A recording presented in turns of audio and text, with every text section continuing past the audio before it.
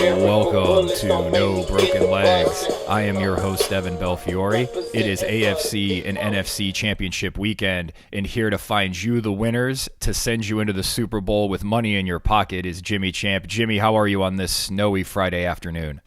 Man, I'm great. I've been waiting to see Matt Stafford and Patrick Mahomes play in the Super Bowl all year, so I'm ready for this weekend. Well, we'll start right with the first game then. The Cincinnati Bengals are traveling to the Kansas City Chiefs. The Chiefs are 7.5-point favorites. The over-under for this game sits at 54.5, and the money lines for the Bengals are plus 280, and the Chiefs are minus 345. That 7.5 is a pretty big number, Jimmy. We just saw these teams play. Both teams come into this game pretty much healthy. They're the biggest concern for the Chiefs was Tyrann Mathieu. He had a concussion, but he was a full practice he was a full practice yesterday.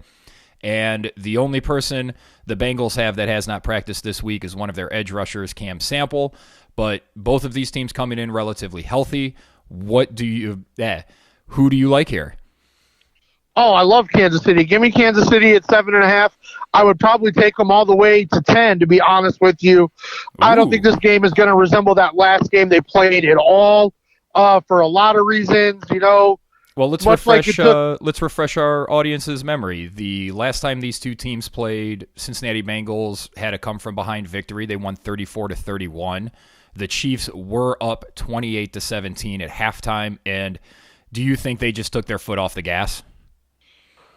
A, they took their foot off the gas, and B, the officiating crew was really bad. They missed a horrible push-off on Jamar Chase, and they kept calling ticky-tack penalties in the red zone. That is not going to happen in Arrowhead in a playoff game. That's also important to note. This game was in the previous game was in Cincinnati. Yeah, I mean, much like it took the WWE booking committee years and years to make Undertaker lose at WrestleMania, I don't think the NFL is ready to see Patrick Mahomes lose at home in an AFC Championship game. So take that for what you will. I don't think this game is going to be close. I think Kansas City is going to do exactly what Oakland did, and then I'm going to go ahead and just continue my Cincinnati Bengals slander and bashing. You know, everybody talks about how Joe Burrow is one of the future great quarterbacks in the NFL, and he very well may be. And they talk about Joe Cool, and they talk about how cool he is before the game, how cool he is during the game, how cool he is in the press conference. He looked like a quarterback last week who the moment was too big for. Plain and simple. If Derek Carr was as good as everybody thinks Derek Carr is, the Raiders would be playing in this game. Like, the Bengals offense did not look good last week, and the Chiefs defense is better than the Raiders defense. Plain and simple. Like, the Raiders should have won that game. They didn't. Kudos to Evan McPherson, the great young kicker the Bengals have. But it's not going to come down to a field goal in this one. The Chiefs are going to beat the snot out of the Bengals. Patrick Mahomes is going to continue what he did last week against Buffalo, and Kansas City's going back to the Super Bowl. But you meant Vegas 2 weeks ago. Yes. He was pretty good in that Vegas game. He wasn't spectacular, but he was really solid. He wasn't as good last week against Tennessee. He did go 28 for 37, very accurate, 348, good yards per attempt, no touchdowns. He did have the interception. The problem that the Bengals had last week was every time they got a drive going, it got canceled by a sack. Yeah. And do you think the Kansas City defensive line can repeat what the Titans did? I believe the Chiefs defense is as good as Tennessee. The front four might be just a little better in Tennessee, but I think the game plan is there, and I think the Chiefs are going to be able to take control of the line of scrimmage on both sides of the ball. I really do, and I think you'll put a safety over the top of Jamar Chase. Like, they're not going to let Jamar Chase do to them what he did the last time. They're certainly not going to run a zero blitz on 3rd and 17 or whatever that play was when they played the first time. I think this game is going to go completely differently. Patrick Mahomes is not going to make the mistakes that Ryan Tannehill made last week.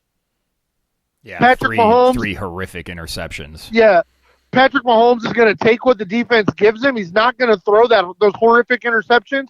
And Andy Reid is going to continue to run plays that work, which is what Vrabel got away from for no reason at all last week.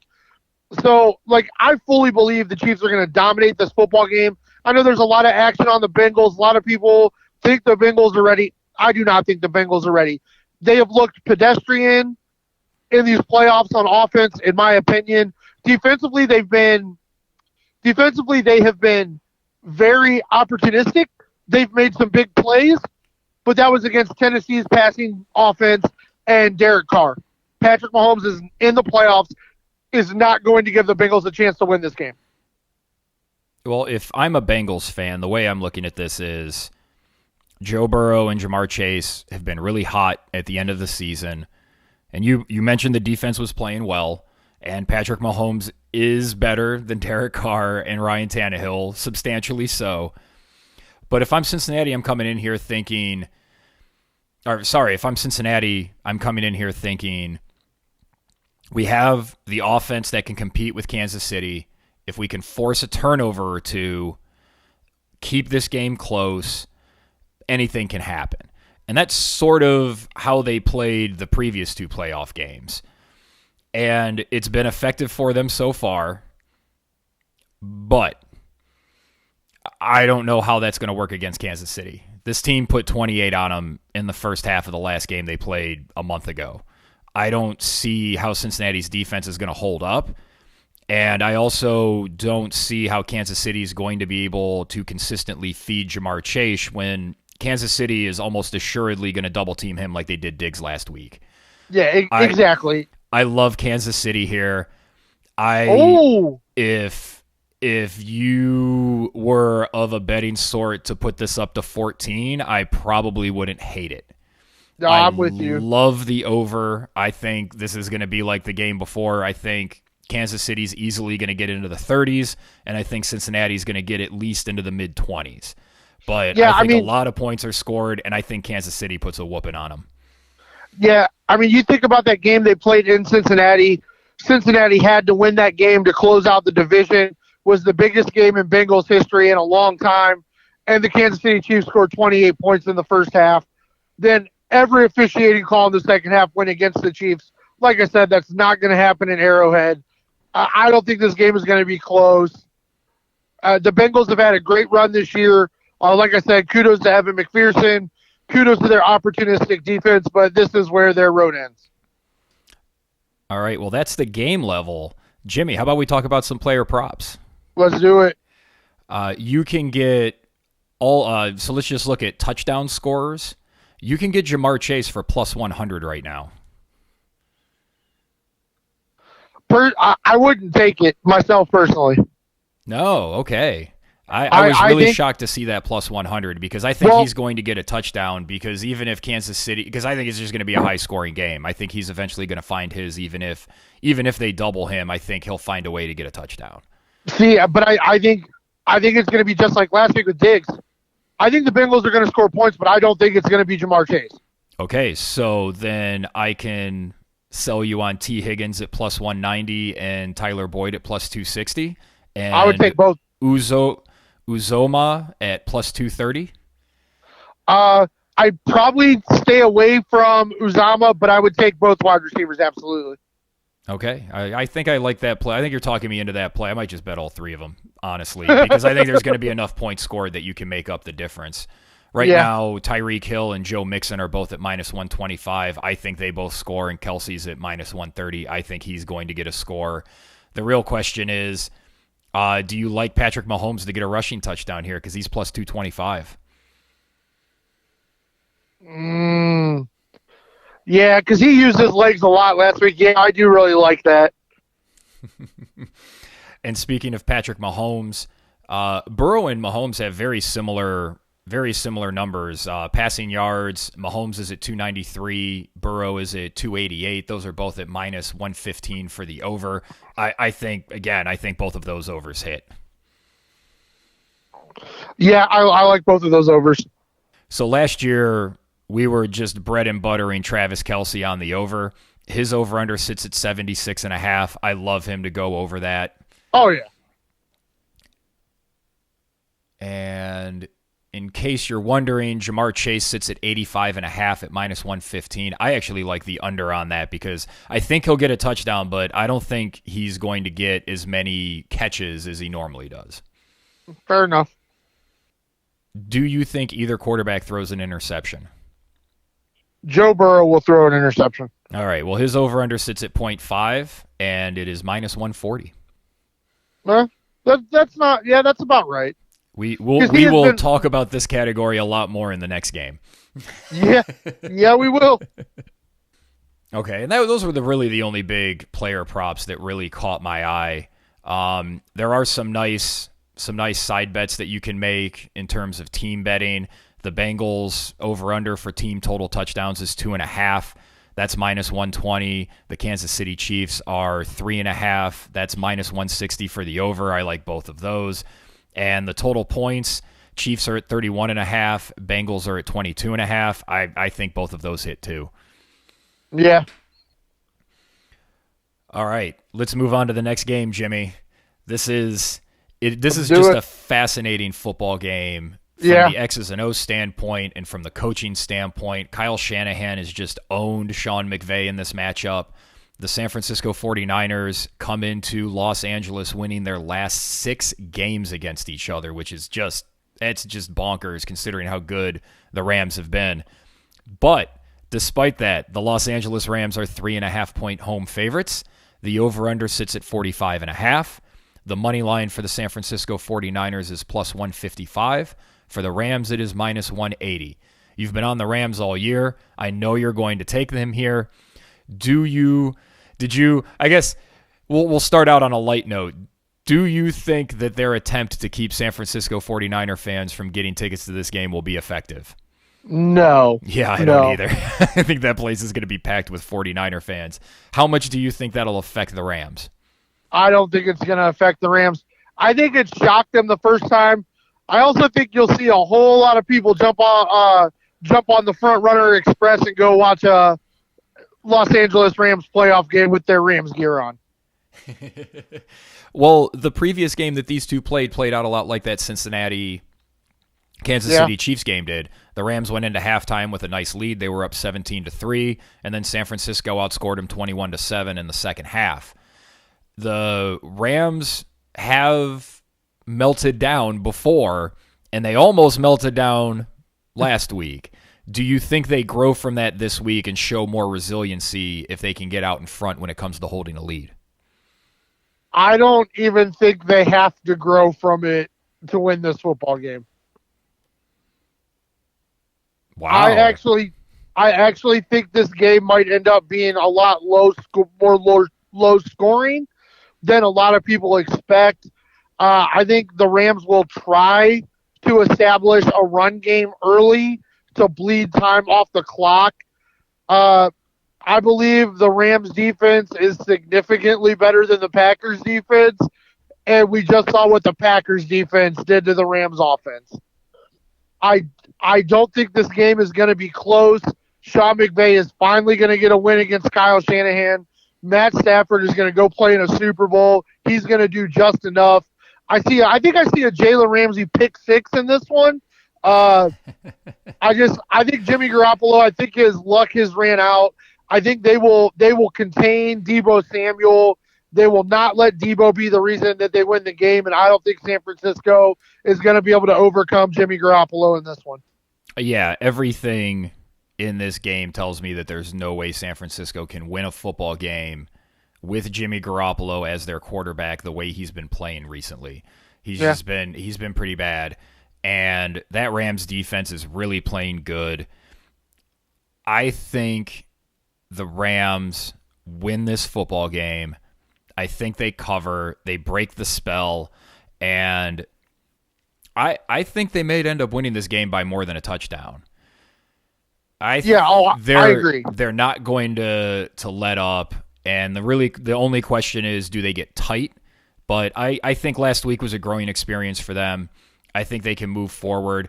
I don't think they're going to be quite as conservative as you do, but as long as they can keep Stafford upright and they don't let the rush really get to him, he's going to be fine. And it just keeps coming back to Garoppolo, and people can prop him up all they want, but he basically played like Baker Mayfield did these last 2 weeks, and everybody told me Baker Mayfield needed to be run out of town for how he played. So I don't understand why these same people are praising Garoppolo for winning games where he is obviously contributing to losing.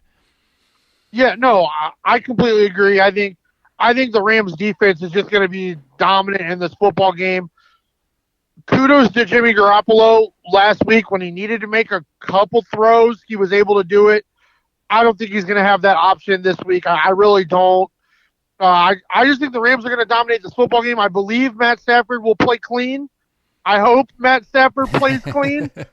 I hope McVay continues to drop. They continue to drop some beautiful plays, getting guys wide open. I think the Rams offense really clicked. And I think while they did almost crumble, I think a lot of that had to do. You're gonna get tight in that situation when you're up 28-3 and Tom Brady's the guy on the other side. I don't think they have any fear of San Francisco. They know they lost the game to San Francisco when they played last, not that San Francisco won. Like, they know that now, and I don't think they're going to get tight. I think they're going to dominate this game start to finish, and the Rams are going to go to the Super Bowl.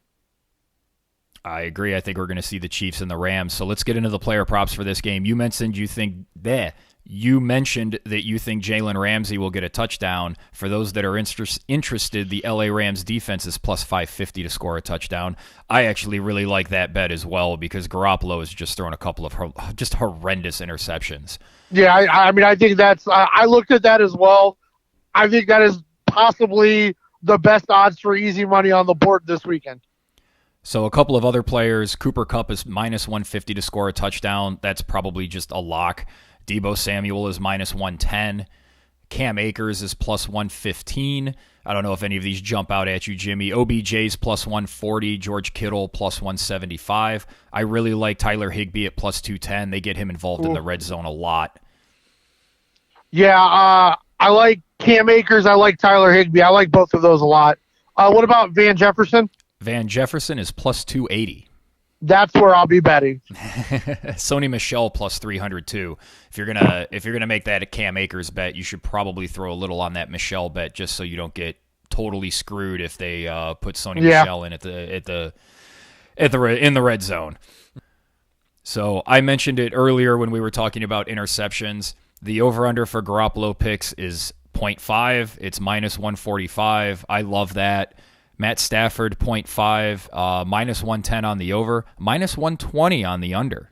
Wow.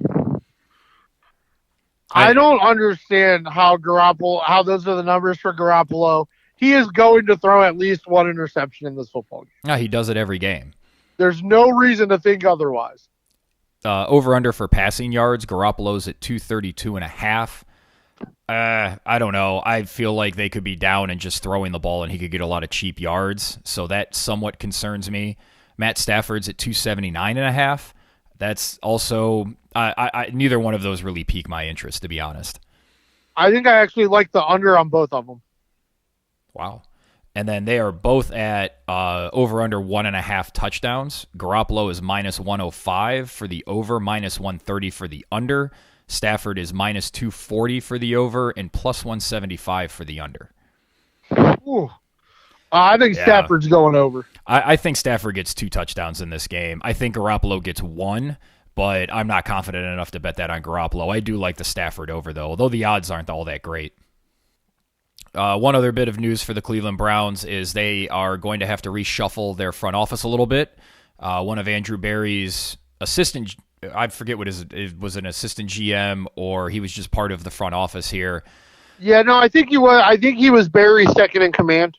Yes, he was very close to Berry. He is now the Vikings GM. It is, and I apologize for destroying his name, which I'll probably do here, but Kwesi Adofo-Mensah.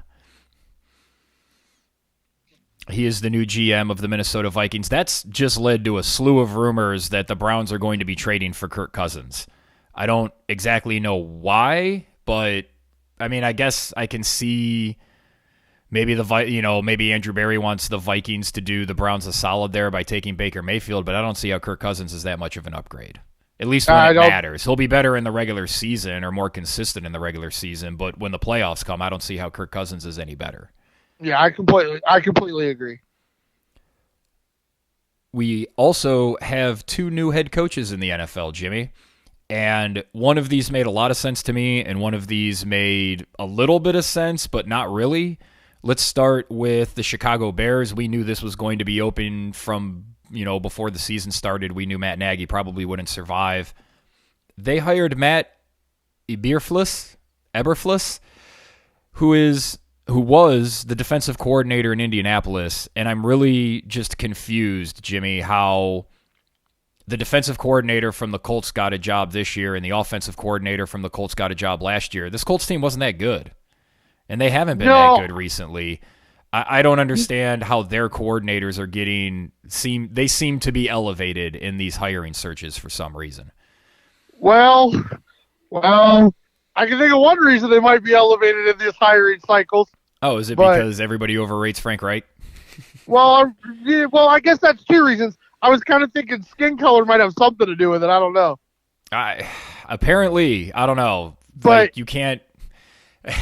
There's all these great black coordinators out there, and none of them can seem to get a job. It's just, it is an embarrassment for the NFL that this keeps happening. I mean, there's still a bunch of jobs to be filled, so maybe the tide turns. But the biggest problem I have with this is, why are the Bears hiring a defensive-minded head coach?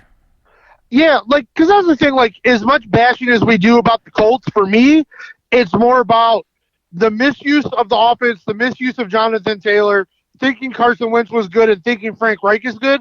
The defense has been pretty good. They've had good drafts. I don't know what Eberflus's decisions are there, but he does a good job with this personnel.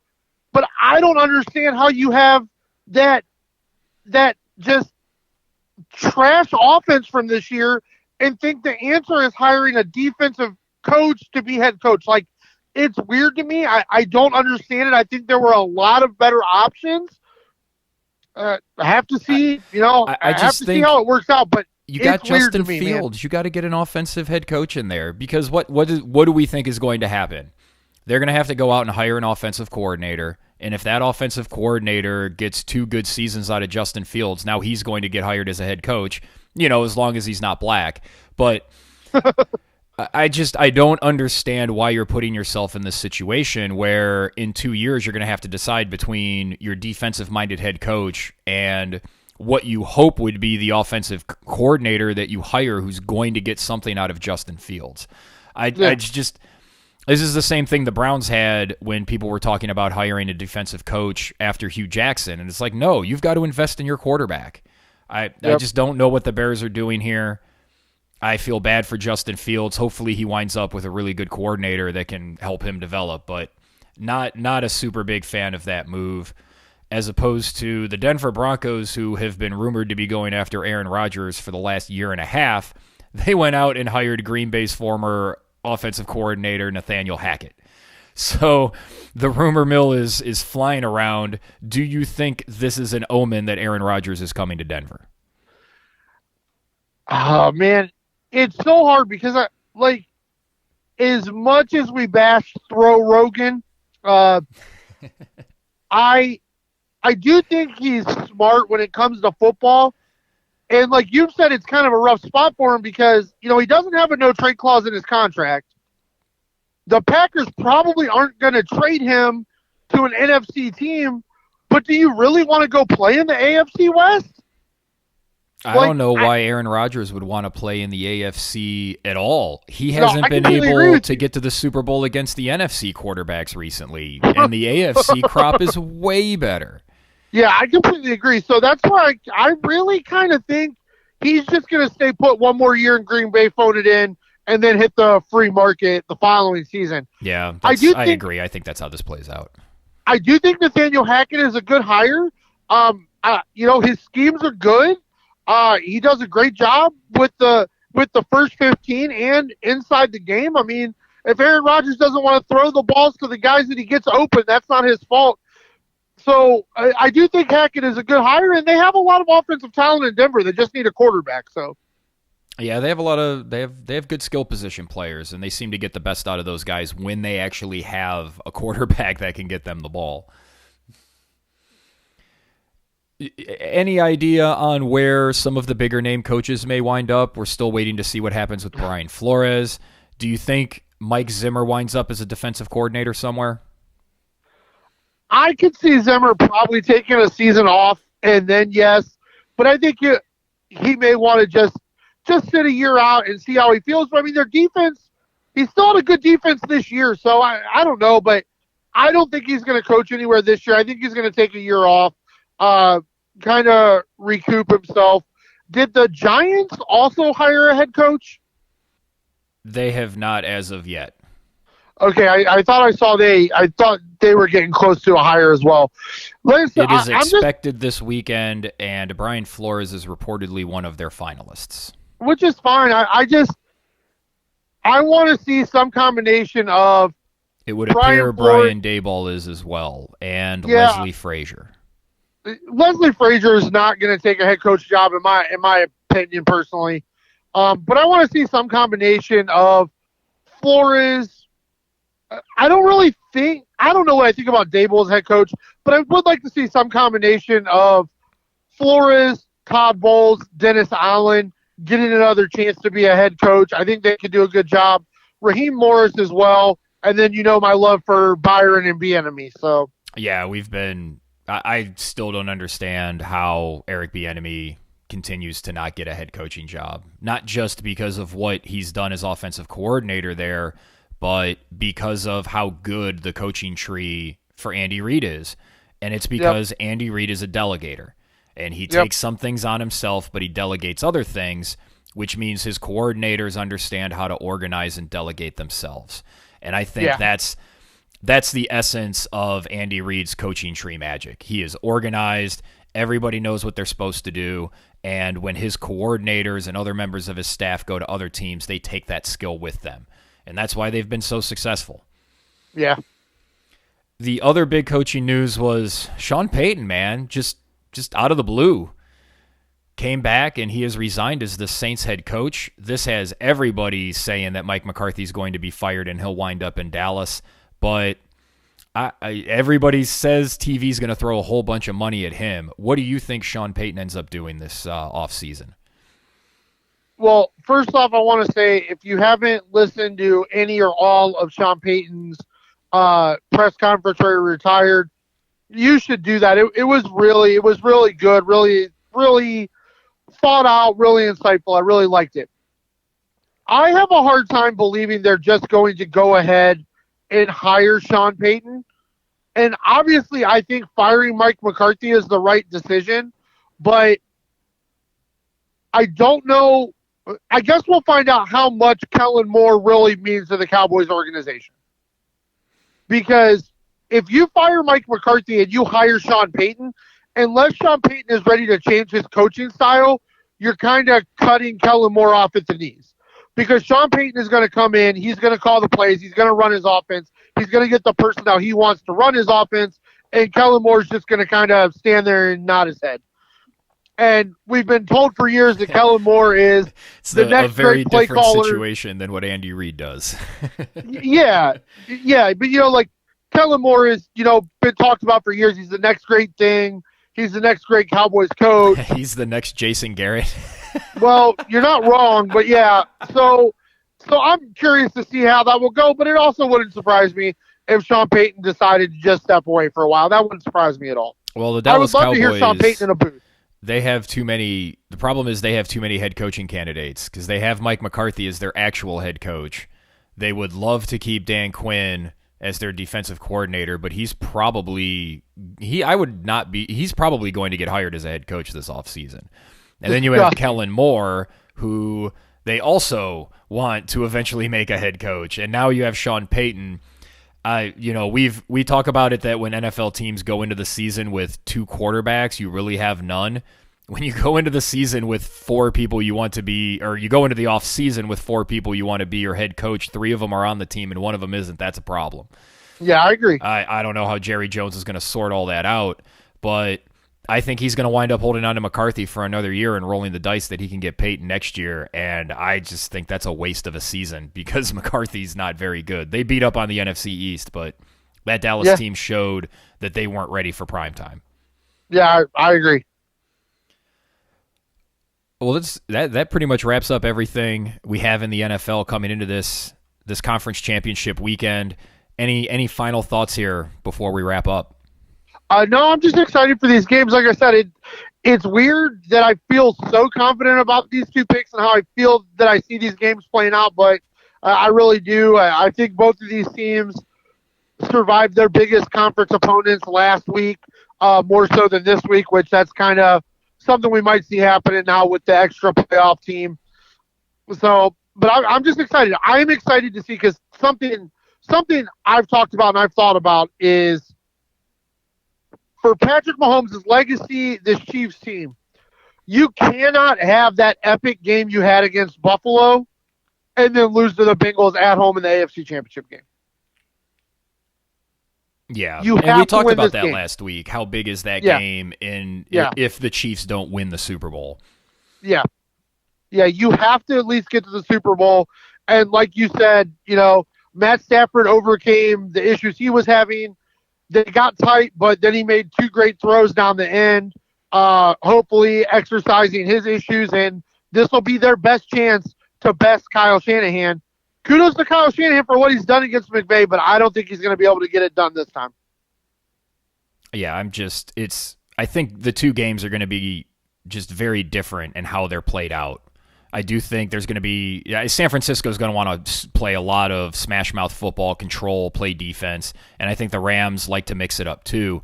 That Kansas City Cincy games could turn into a track meet, which would be a lot of fun after what we saw last week. And yeah, absolutely. This is it for Kansas City. If they want to continue talking about being a dynasty, they have to go to this Super Bowl and win it.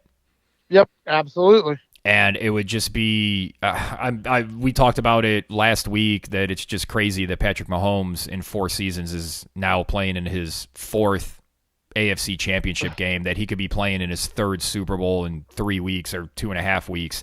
Yeah, it's wild, man. He's starting to build a resume so quickly that maybe Tom Brady isn't necessarily out of reach with 7 rings. Like, it's not crazy to say that right now, and that blows my mind. Yeah, I agree. I completely agree with you, but it is, I don't know. I mean, it's probably a conversation for another time. It is kind of eerie how much this Chiefs team feels like the early Patriots dynasty team, where you just can't put them away. Yeah. It's just don't leave them 13 seconds. I don't know. Maybe too much time. 7. Maybe that's where the line is. 7. Kick off to them. It was 7 seconds left, and you'll be okay. Yeah, it's got to be 7. It's got to be less than 10. 10 seems like too much. Yeah, it's got to be less than 10. All right. Well, thank you for joining me to talk about these games, Jimmy. I know you're going to have a lot of fun watching them, and we'll be texting during both of them. Absolutely, man. No place I'd rather be. And we would like to thank you for listening. For Jimmy Champ, I'm Evan Belfiore. If you like what you heard today, please give us a like or a subscribe, and we'll see you next time on No Broken Legs. Every action has a repercussion. Lyrical bullets don't make me